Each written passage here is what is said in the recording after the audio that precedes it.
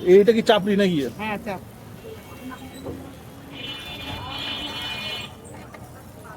হাঁসের মাংসের তো চাপড়ি। মাংসটা ইয়া করে দিন। হ্যাঁ, মাংসটা।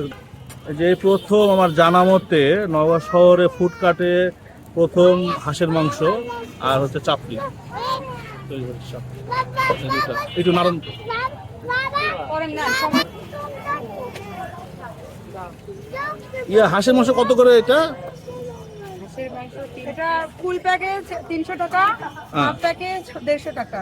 আচ্ছা ফুল প্যাকেজে থাকছে 6 পিস হাঁসের গোশত আচ্ছা। এবং 4 পিস হচ্ছে চাপটি। এই নওগাঁতে কি প্রথম এটা আপা? জি, ফুডকার্টে এরকম হাঁসের মাংস আর চাপড়ি এটা কি প্রথম? হ্যাঁ ভাইয়া, এটাই প্রথম।